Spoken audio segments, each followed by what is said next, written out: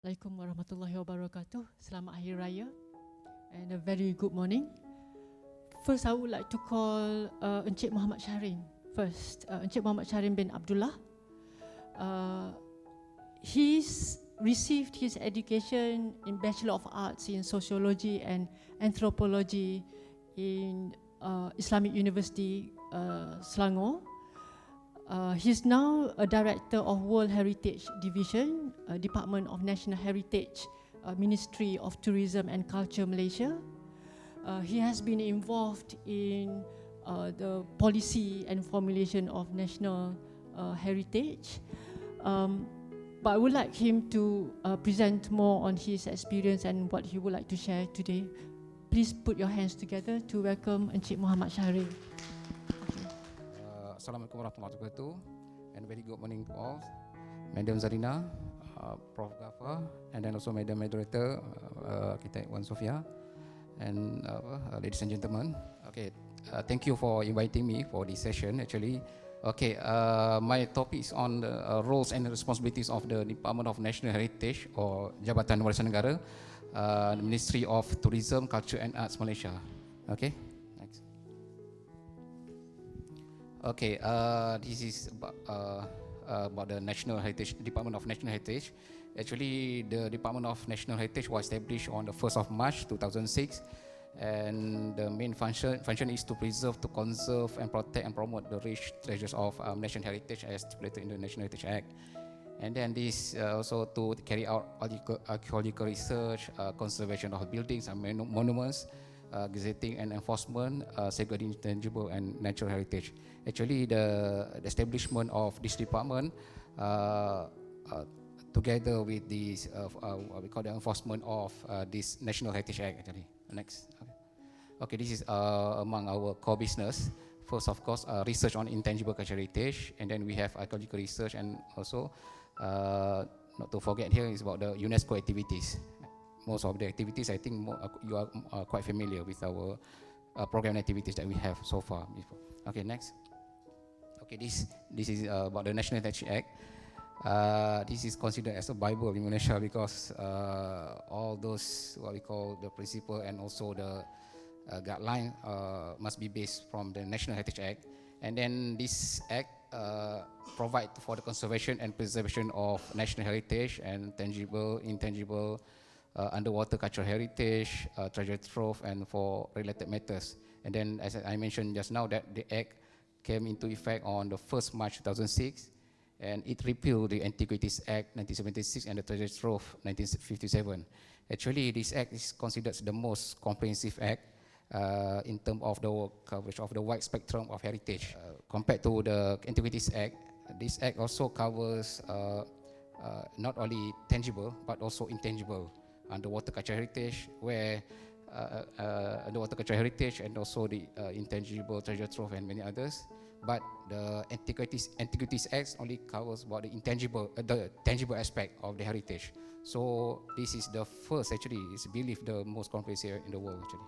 And then the National Heritage, Department of National Heritage, headed by Commissioner of Heritage.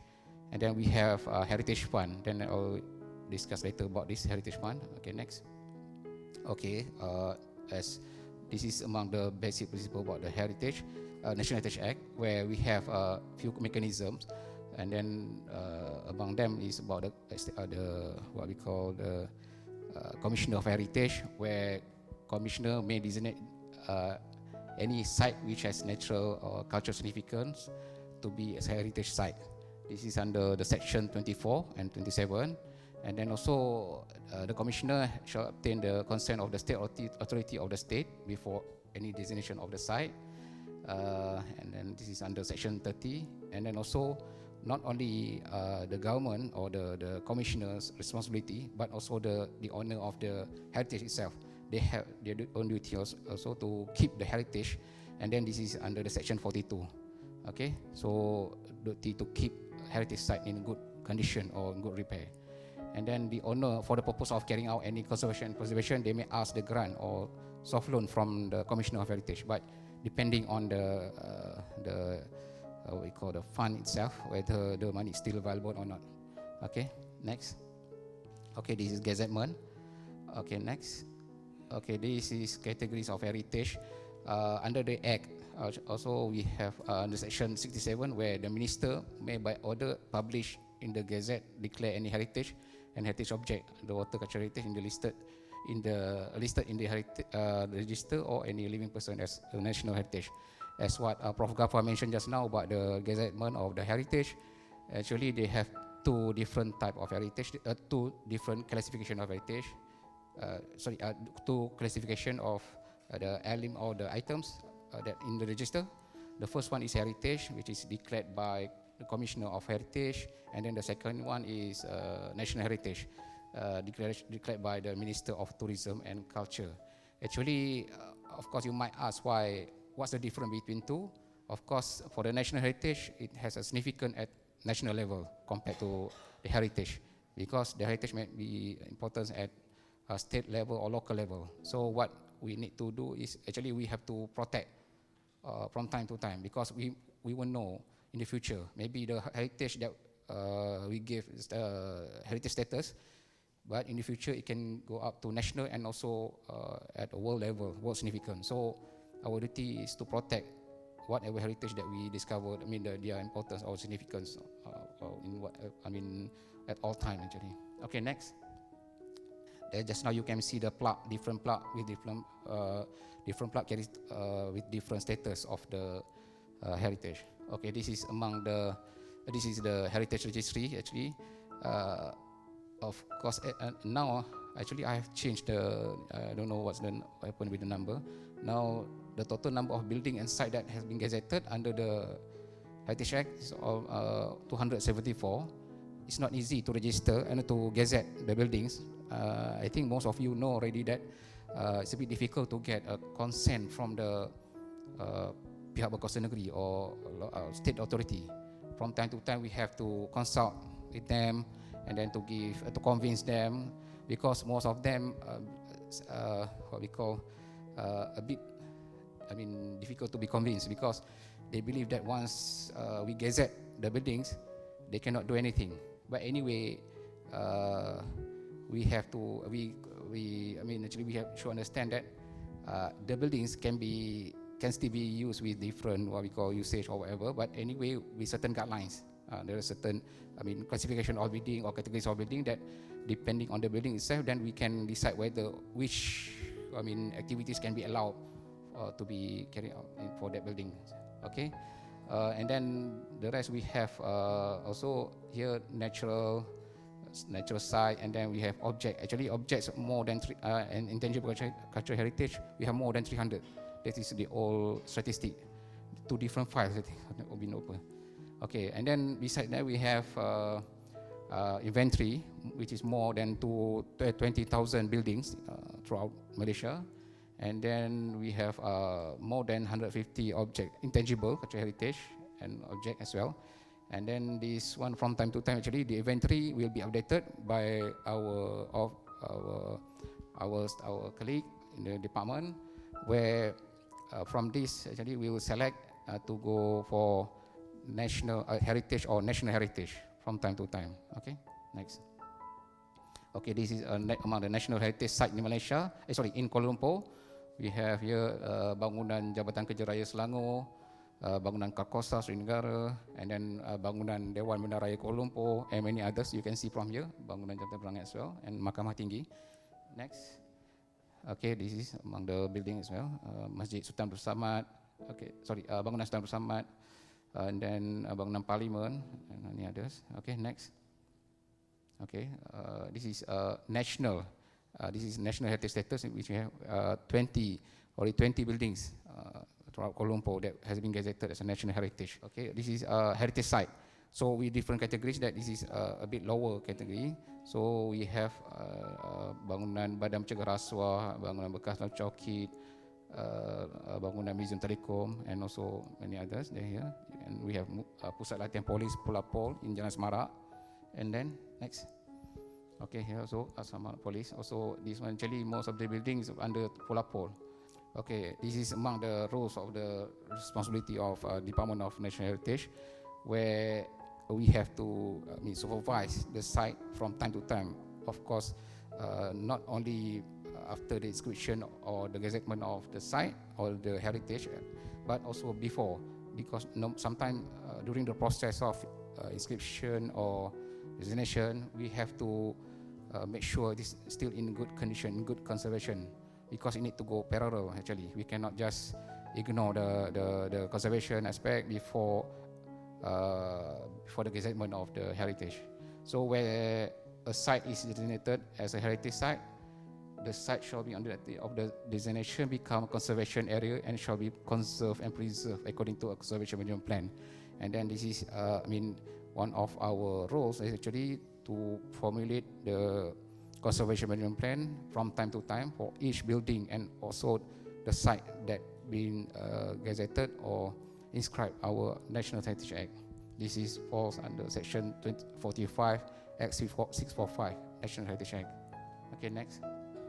Okay, for each building that has been gazetted, of course, there's a planning permission for heritage site where the commissioner shall advise the local planning authority to impose condition when approving planning permission or development order involving a heritage site, which may include requiring compliance with any conservation guidelines and procedures issued by the minister, and also requiring the making good of any damage caused to any heritage site after works authorized by the planning permission or the development order to complete or requiring the protection and retention of any specified feature of the heritage site.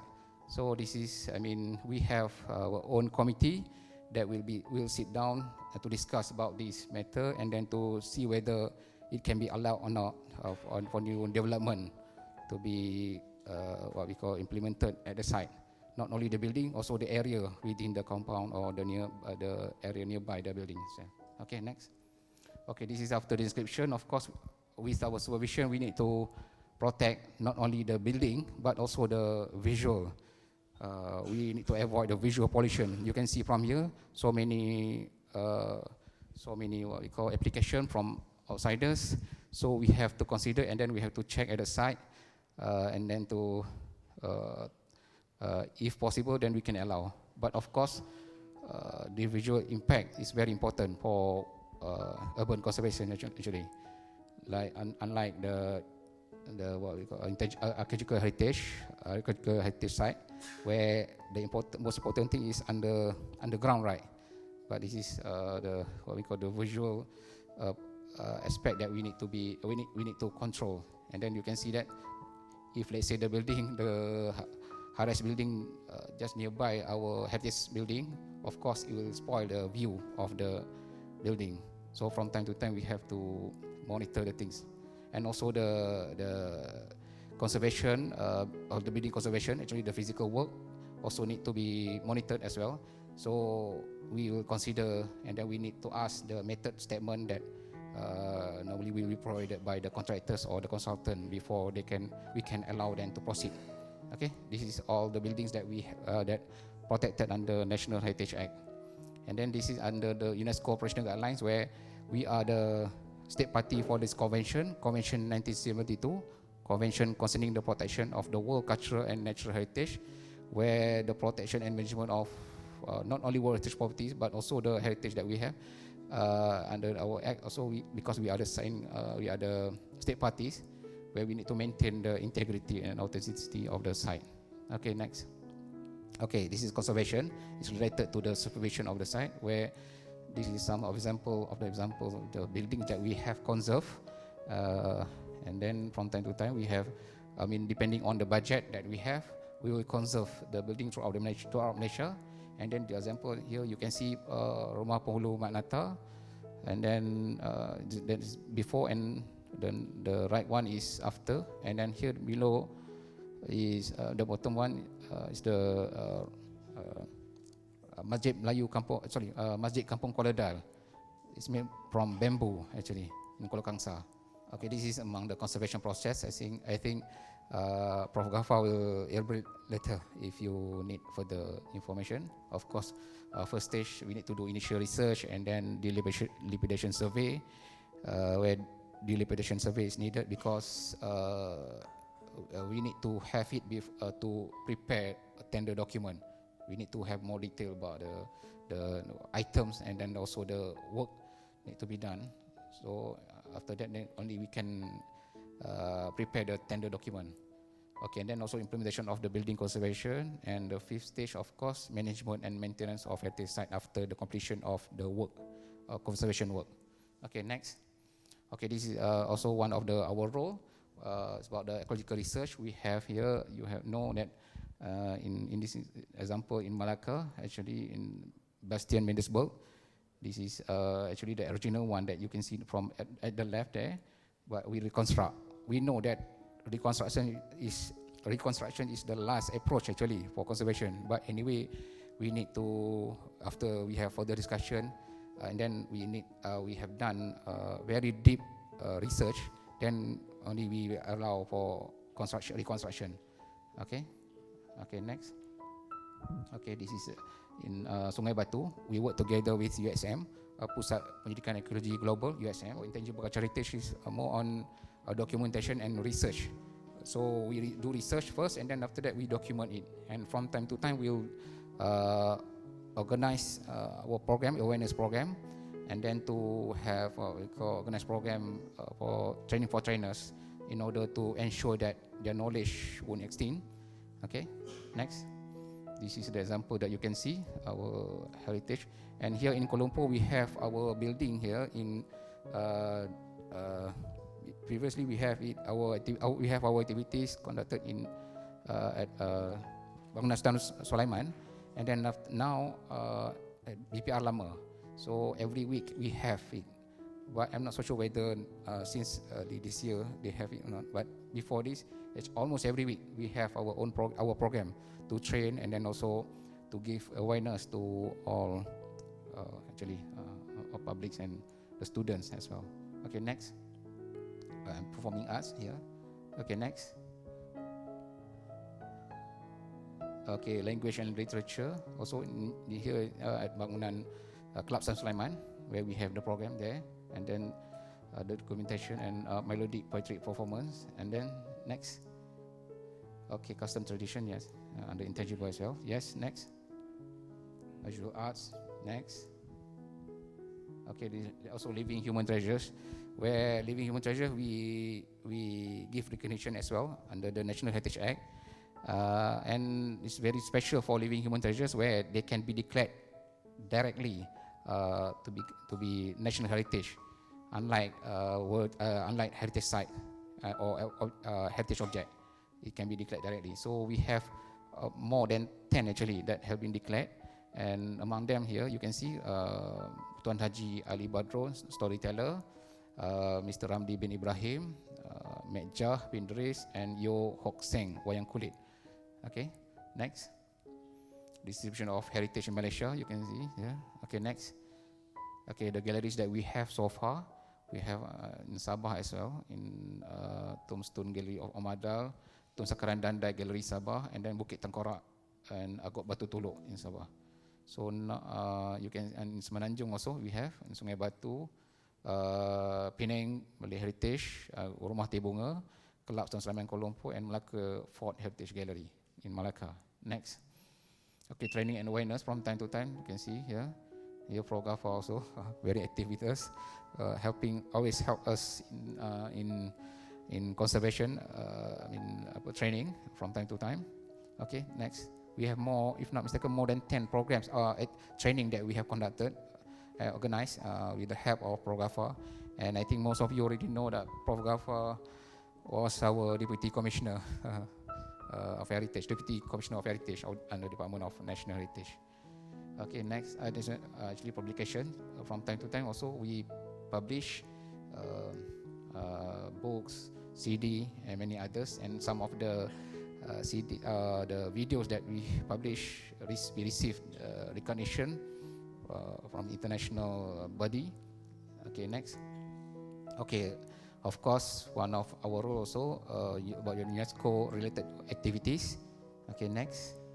This is actually under my division, and we have world recognition before I mean, just now I mentioned about the the body that recognize our heritage, and then also our promotion materials. This is Merungkai Zaman Silam, Remembering the Past. It is about the Perak Man and Lenggong, where we receive award from US, the Ecological Channel, International Film and Video Festival 2013 in Oregon, United States of America, and we receive recognition as a best top 3 and best narration, best public education value, and also honorable mention in audience favorite competition. Okay, next. Okay, also award recognition. We were the Vice President Bureau of Heritage Committee in 2012, and also UNESCO Heritage Committee from 2011 until 2015. This one actually under the convention that we have. They have a special committee to discuss about the future of World Heritage, and then not only that, they also discuss and give a final decision about whether to inscribe or not to inscribe the site that been nominated by all state parties. And then we were there since from 2011 until 2015. And actually, Prof. Ghaffar also a part of the team during the committee session that during the committee session that we were the member. Okay. Okay, this is among the world recognition. We have natural. We have 2, Mulu National Park, and we have Kinabalu Park, where the inscription was in 2000. And then both of the site, and then we have cultural heritage site for Malacca and Georgetown, historic cities of the Strait of Malacca, where the inscription was in 2008. And after that, the latest one, the recognition that we received is ecological heritage of the Lenggong Valley 2012. Okay, both are cultural. Okay. Okay. Actually, about the heritage site, there are so many heritage sites that still that we are waiting for inscription, and for information, it's not easy to inscribe as a heritage site, where we need to do further research, and we also need to comply with the criteria, and also it need to be what we call it need to have significant and also outstanding UNESCO value. It's not easy to identify. So that's why we have only 4 so far. And in the queue now, we have Royal Belum and Frame, and also few sites, Pusat Kawalan Kusta Negara also in the process of inscription. So our work now, actually we are working towards getting inscription as many as possible in the future. And then not only heritage site, we also have a Memory of the World International Register recognition, where as of now, this eventually we have 5, not only 4, we have 5. Latest one is Kitab Tip Ilmu Bedil. It's about the knowledge how to make a weapon. Okay. Okay, this one UNESCO representative list, where we have 2 so far. The first one is Mak Yong in 2005. The second one is Dondang Sayang. Previously, this list known as Masterpiece of Oral and Intangible Cultural Heritage. So now, after the enforcement of the convention, now it become representative list. So Dondang Sayang, we just received the recognition in November last year, 2018. This is also our project actually from time to time, and we have so many heritage also on the queue, still in the process of inscription. We hope to receive good news this year as well. We have Silat actually this year waiting for inscription, and then not only that, next year also we have collaboration, a joint nomination with other countries like China. We have Wang Kang, I think Ong Chuan actually. Ong Chuan very famous in China, but we call it here Wang Kang. We have sent the nomination this year, end of March. And then also Pantun, we work together with Indonesia, and we should receive good news, if possible, good news next year in November. Okay, and then next. Okay, this is the UNESCO operational guidelines also. this is under, as what you mentioned about the UNESCO-related activities, where from time to time, because of our role as a state party to this convention, Convention 72, we need to have adequate protection at national and regional, municipal level. So this is to ensure that the significance of the site will be maintained and also for future generations. So, okay, next. Okay, this is just to share about the inscription as World Heritage Site, where it must be based on the UNESCO Operational Guideline for the implementation of the World Heritage Convention. All the inscription, procedures need to be followed with these principles, and of course, we have certain criteria and also the guidelines that need to be followed. Yes, next. Okay, this is convention, as I mentioned to you just now, where we have ratified the convention in 1988, and also World Heritage Listing. Of course, we need to identify the word significant. It's not easy. And then also the authenticity and integrity need to be maintained, and legal protection as well, and also six criteria for cultural and for criteria for natural site.